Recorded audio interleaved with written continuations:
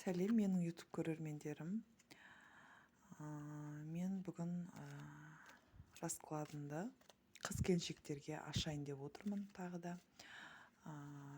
Мен бүгін тақырыпты бірге болуға нелер, кімдер кедергі деген тақырыпты алып отырмын.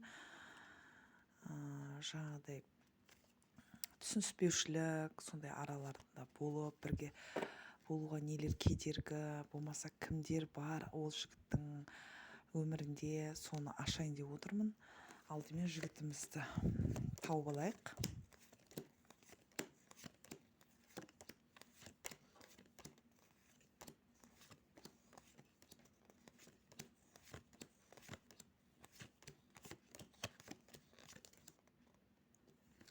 Атып шықты ғой мына бір карта. Ақшасы бар, өзіне сенімді, сондай ер азамат екен. Мен жалпы расклад ашайын деп отырмын. Олай болса бастайық. Бірінші бұл жігіттің, бұл ер азаматтың мінездемесіне тоқтала кетейік. Өте құбылмалы екен. Қандай да бір шешім өзі қабылдай алмайды. Өткен өмірі бар екен, оған да қарайлай береді. Жаңа өмірді бастауға қорқады. Мінездеме осылай болып тұр. Ештеңе шеше алмайды. Жаңағыдай құбылмалы. Бірде былай деген сияқты. Жаңағыдай міне жаңа өмірді бастауға қорқады. Өткен өмірі бар, соған қарайлай береді. Бірге болуға нелер, кімдер кедергі? Бұл жігіттің өмірінде кімдер бар екен? Жаңағыдай қандай да бір факторлар кедергі, сол туралы ашатын боламыз. Олай болса кеттік. Бұл ер азамат семья құрғысы келеді. Сондай бір сезім бар екен. Жаңағыдай семья құрам деген сияқты. Жігітіңіздің жүрегі жаралы. Өткен өміріне қатысты. Жаңағыдай айтып кеткенде қаражаты өте жақсы болып тұр. Қаражат жағынан. Қандай да бір факторлар, жаңағыдай қандай бір кедергілер сондай шығып тұр. Бұл жерде соған қарамастан, бұл бәрінен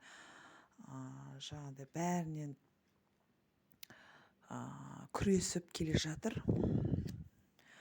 Бұл жерде сіз ана болуыңыз мүмкін.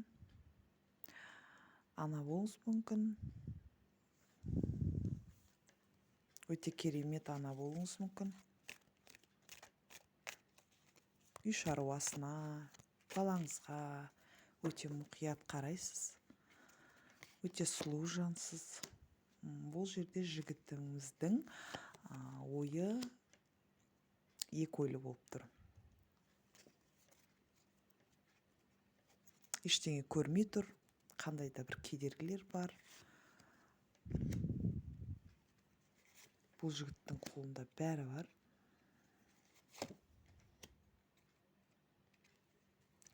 Сізбен бірге болғысы келеді, бірақ қандай да бір кедергілер болып тұр. Адамдармен ақылдасады. Сондай бір жағдай болып тұр. Жаңада айтып кеткендей, өзін бәрі шеше алатын сондай ер азамат.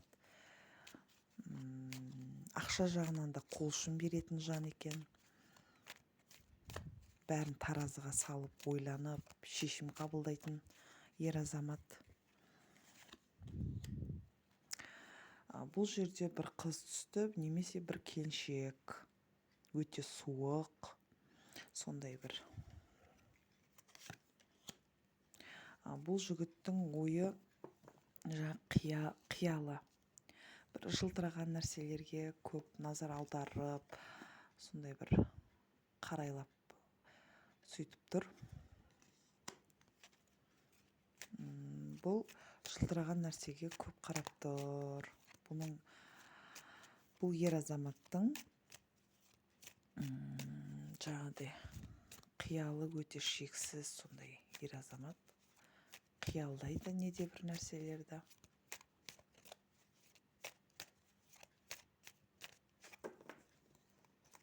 бірге болуға нелер немесе кімдер кедергі? Ойланып жатыр.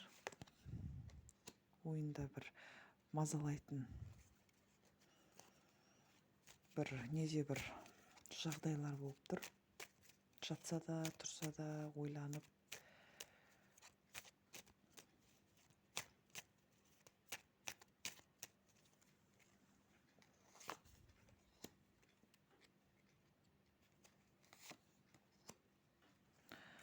Бұл жігітімізге келетін болсақ, жаңағыдай ешкімнің айтқанына құлақ аспай, өз ақылымен шешетін сияқты болып тұр. Бұл ер азаматымыздың жаман қылықтары, жаман әрекеті бар екен.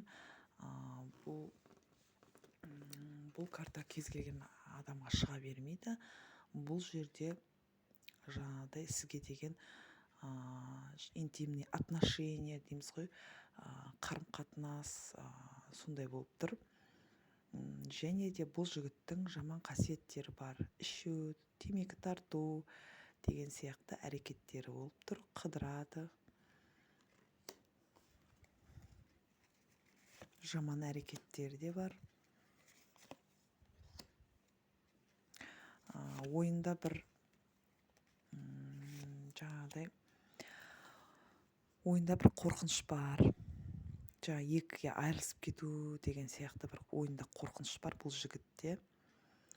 Жаңағыдай мына жерде екі башня тұр. Бұл екі жаққа айырылысып кету деген сияқты бір жаңағыдай ай түсіп тұр. Бұл қорқыныш. Жаңағыдай сізді өте жақсы көреді. Ухаживание дейміз ғой, жаңағыдай сізге қарап қадамдар жасағысы келеді, бірақ неде бір нәрселерге ұрсып қала беру деген сияқты карта шығып тұр. Бұл жерде айқай-шу, ұрыс, сондай карта. Және де бұл ер азаматтың жұмысынан отпускі, жаңағыдай демалыс алу, сондай болып тұр. Жұмысында да бір сондай бір жағдайлар болып тұр. Өте жақсы жағдай деп айта алмаймын. Қиыншылық, сондай жұмыста сондай болып тұр. Жұмысына келетін болсақ,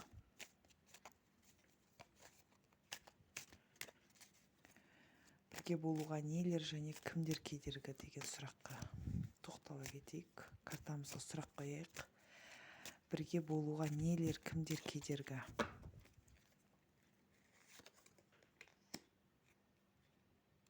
Бір нәрсені шешкісі келеді, завершение дейміз ғой, ойланып тұр, қадам жасауға, бір әрекеттер жасауға бір қорқады.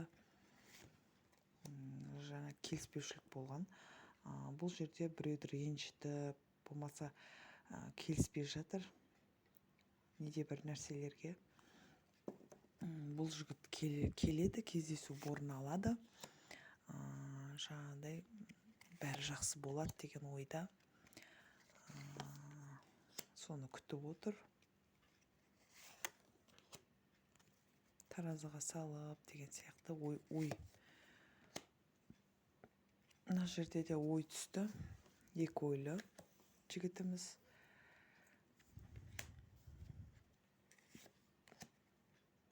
Сізге деген сезімі өте таза, сондай болып тұр. Сізден де бір әрекет күтеді. Жаңағыдай сізден бір тез шешім қабылдау, тез активный, жаңағыдай неде бір нәрсені шешу деген сияқты болып тұр. Сізге де бір әрекет жасаса екен деп күтіп отыр. Бірге болуға. Осы тартқыншақтай береді, тартыла береді деп, неге маған да осындай тартылыс болмайды деген сияқты болып тұр. Сізден де бір поддержка дейміз ғой, сондай күтіп тұр бірге болуға. Жаңағыдай ұрыс шықты ғой, келіспеушілік болып жатыр. Сондықтан бұл жігіт екі ойлы болып тұр. Және де бұл жігіттің анасы қарсы болуы мүмкін. Анасы қарсы болуы мүмкін.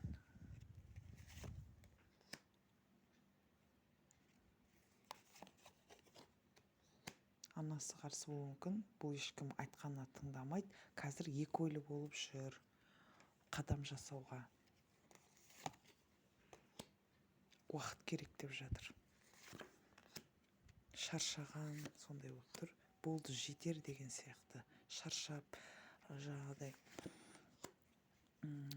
келіспеушіліктер болып жатыр бұл жігітімізде. Болды, бітті, жетер деген сияқты болып тұр. Қолау әрекеттер де бар екен.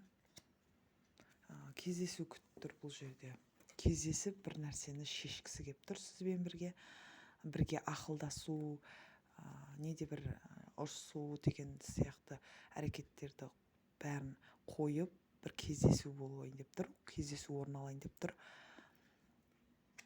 Ақылдасу ма, сондай болайын деп тұр жігітім сізбен. Келіп бір ақылдасқысы келеді. Егер де қандай бір шешім қабылдай алмасаңыз, бұл жерде айырылысу дейді, расставание, айырылысу. Бұл жігітке жол түсіп тұр.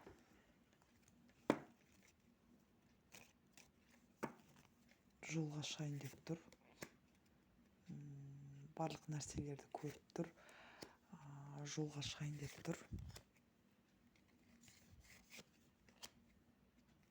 Қаражат мәселесі өте жақсы. Бұл жігітіміз жолға шығайын деп тұр.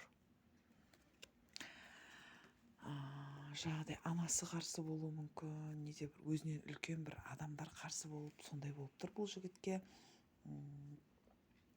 Кімдер қарсы болып тұр дегенде, анасы болмаса үлкен бір әйел адам, үлкен деу. Сондай қарсы болып тұр сізге. Ал нелер деген кезде, бұл қаражат жағынан өте жақсы. Қандай да бір факторлар болады, бір келіспеушілік, ұрсу арада. Келіспеушілік, солар кедергі болады. Болып тұр. Осымен видеомды аяқтаймын. Қош сау болыңыздар.